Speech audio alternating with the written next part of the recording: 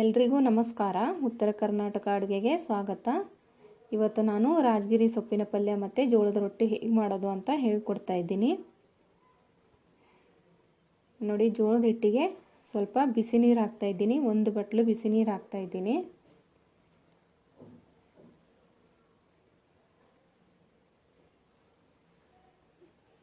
ನೋಡಿ, ಇದನ್ನು ನಿಧಾನಕ್ಕೆ ಹಿಟ್ಟನ್ನು ನಾನು ಕಲಿಸ್ತಾ ಇದ್ದೀನಿ. ಬಿಸಿ ನೀರಲ್ಲಿ ಬಿಸಿಯಾಗಿರೋದ್ರಿಂದ ಸ್ವಲ್ಪ ನಿಧಾನಕ್ಕೆ ಹಿಟ್ಟನ್ನು ಕಲಿಸ್ಕೋಬೇಕು.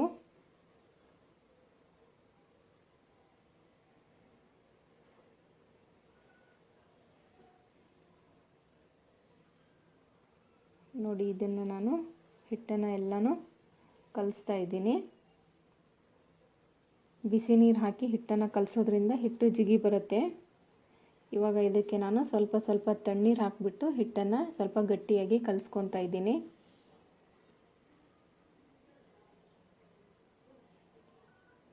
ಹಿಟ್ಟು ಜಾಸ್ತಿ ಮೆತ್ತಗಾಗಬಾರ್ದು ಸ್ನೇಹಿತರೆ, ಸ್ವಲ್ಪ ಗಟ್ಟಿಯಾಗಿರಬೇಕು. ಮೆತ್ತಗಾದರೆ ರೊಟ್ಟಿ ತಟ್ಟೋದಕ್ಕೆ ಬರಲ್ಲ.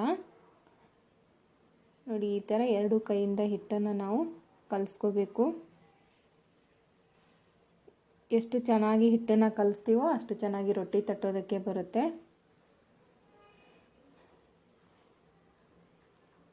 ನೋಡಿ, ಹಿಟ್ಟು ಕಲಸಾಗಿದೆ ಇದು.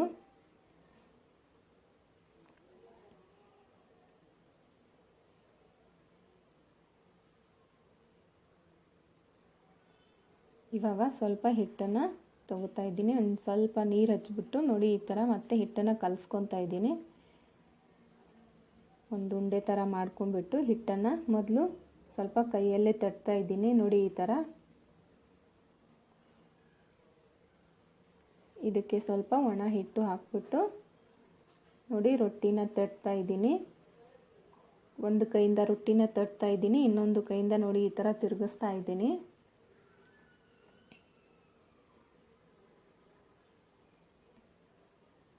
ನನ್ನ ಚಾನಲ್ನ ನೀವು ಹೊಸದಾಗಿ ನೋಡ್ತಾ ಇದ್ದರೆ ದಯವಿಟ್ಟು ನನ್ನ ಚಾನಲ್ಗೆ ಸಬ್ಸ್ಕ್ರೈಬ್ ಮಾಡಿ.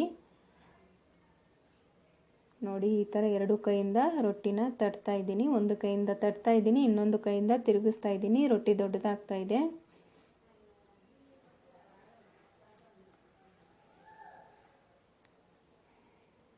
ನೋಡಿ, ರೊಟ್ಟಿ ರೆಡಿಯಾಗಿದೆ. ಇವಾಗ ಇದನ್ನು ಬೇಯಿಸೋದು ತೋರಿಸ್ತೀನಿ. ಕಬ್ಬಿಣದ ಹಂಚಿಟ್ಟಿದ್ದೀನಿ ಬಿಸಿಗೆ. ಹಂಚು ಬಿಸಿಯಾಗಿದೆ. ನೋಡಿ, ರೊಟ್ಟಿ ಹಾಕಿದ್ದೀನಿ. ಒಂದು ಬಟ್ಟೆನ ನೀರಲ್ಲಿ ಅದ್ಬಿಟ್ಟು ನೋಡಿ ಈ ಥರ ರೊಟ್ಟಿ ಮೇಲೆಲ್ಲ ಒರೆಸ್ತಾ ಇದ್ದೀನಿ.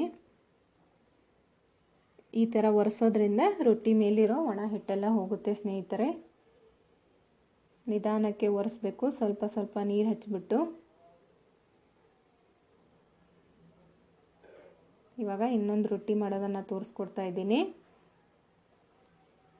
ಮತ್ತೆ ಸ್ವಲ್ಪ ಹಿಟ್ಟು ಹಾಕಿದ್ದೀನಿ. ನೋಡಿ, ಈ ಥರ ಒಂದು ಕೈಯಿಂದ ತಟ್ಟಿ ಇನ್ನೊಂದು ಕೈಯಿಂದ ರೊಟ್ಟಿನ ತಿರುಗಿಸ್ತಾ ಇದ್ದೀನಿ.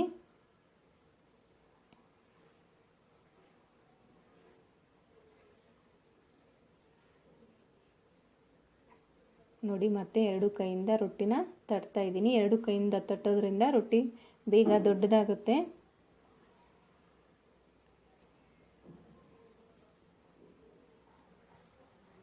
ರೊಟ್ಟಿನ ಆದಷ್ಟು ಕೈಯಿಂದ ತಟ್ಟಿದರೆ ತುಂಬ ಚೆನ್ನಾಗಿರುತ್ತೆ. ಕೆಲವರು ಲಟ್ಟಿಸ್ತಾರೆ ರೊಟ್ಟಿನ, ಅಷ್ಟೊಂದು ಟೇಸ್ಟಿಯಾಗಿರಲ್ಲ. ಕೈಯಿಂದ ತಟ್ಟಿದರೆ ತುಂಬ ಟೇಸ್ಟಿಯಾಗಿರುತ್ತೆ. ನೋಡಿ, ಮತ್ತೆ ರೊಟ್ಟಿ ಹಾಕಿದ್ದೀನಿ ಹೆಂಚ ಮೇಲೆ. ನೋಡಿ, ನೀರೆಲ್ಲ ಒರೆಸ್ತಾ ಇದ್ದೀನಿ.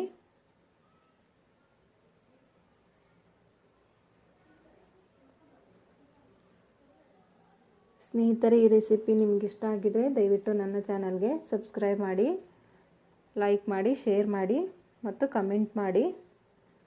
ನೋಡಿ, ರೊಟ್ಟಿನ ನಾನು ತಿರುಗಿಸಿ ಹಾಕಿದ್ದೀನಿ. ಉರಿ ಜೋರಾಗಿರಲಿ. ಅಂಚೆಲ್ಲ ಚೆನ್ನಾಗಿ ಬೇಯಿಸಬೇಕು ರೊಟ್ಟಿದು. ಇವಾಗ ಒಂದು ಒಣ ಬಟ್ಟೆ ತೊಗೊಂಡ್ಬಿಟ್ಟು ನೋಡಿ ಈ ಥರ ರೊಟ್ಟಿ ಅಂಚೆಲ್ಲನೂ ಒತ್ತಿ ಬೇಯಿಸಬೇಕು.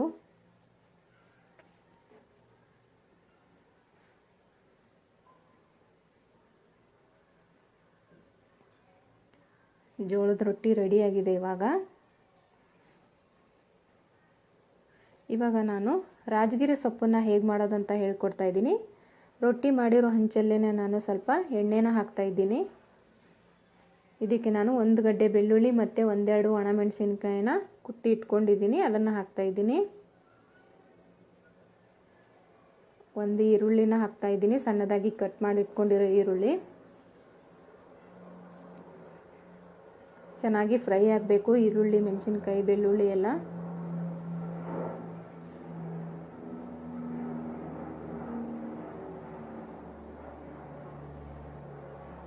ಕಬ್ಬಿಣದ ಹಂಚಲ್ಲಿ ನೋಡಿ ಈ ಥರ ಸೊಪ್ಪುಗಳನ್ನ ಮಾಡೋದ್ರಿಂದ ತುಂಬ ಟೇಸ್ಟಿಯಾಗಿರುತ್ತೆ.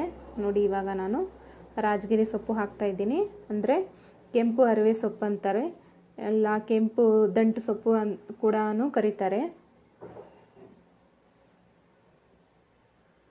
ಉತ್ತರ ಕರ್ನಾಟಕದ ಕಡೆ ಇದಕ್ಕೆ ರಾಜಗಿರಿ ಸೊಪ್ಪು ಅಂತ ಕರೀತಾರೆ.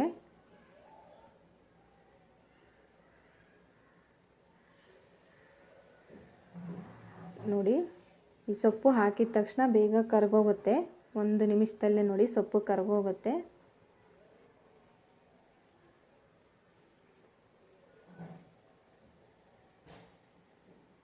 ನೋಡಿ ಈ ಥರ ತಿರುಗಿಸಿ ಹಾಕ್ತಾಯಿದ್ದೀನಿ, ಸೊಪ್ಪೆಲ್ಲ ಕರಗಿ ಸ್ವಲ್ಪ ಆಗ್ತಾಯಿದೆ.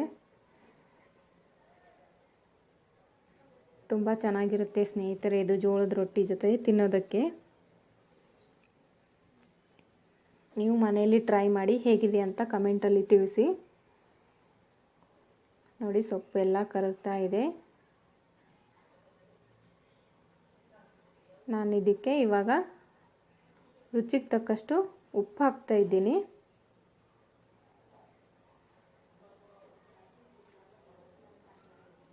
ನೋಡಿ ಉಪ್ಪು ಹಾಕಿದ ಮೇಲೆ ಮತ್ತೆ ನಾನು ಇದನ್ನು ಹುರಿತಾ ಇದ್ದೀನಿ. ಉಪ್ಪು ಹಾಕಿದ ತಕ್ಷಣ ಸ್ವಲ್ಪ ನೀರು ಬಿಟ್ಕೊಳ್ಳುತ್ತೆ ಇದು. ನೀರು ಹೋಗೋವರೆಗೂ ನಾವು ಇದನ್ನು ಹುರಿತಾನೇ ಇರಬೇಕು.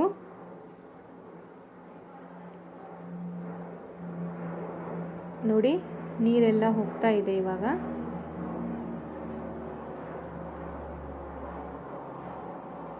ಪಲ್ಯ ರೆಡಿ ಆಗ್ತಾ ಇದೆ. ನೋಡಿ ಪಲ್ಯ ರೆಡಿ ಆಗಿದೆ. ಇವಾಗ ಬಿಸಿ ರೊಟ್ಟಿ ಜೊತೆಗೆ ನೋಡಿ ನಾನು ಇದನ್ನು ನೀಡ್ತಾ ಇದ್ದೀನಿ. ನೋಡಿ ಸ್ನೇಹಿತರೆ, ಜೋಳದ ರೊಟ್ಟಿ ಮತ್ತು ರಾಜಗಿರಿ ಸೊಪ್ಪಿನ ಪಲ್ಯ ರೆಡಿಯಾಗಿದೆ. ಉತ್ತರ ಕರ್ನಾಟಕ ಅಡುಗೆ ಚಾನಲ್ ವೀಕ್ಷಿಸಿದ್ದಕ್ಕಾಗಿ ಧನ್ಯವಾದಗಳು.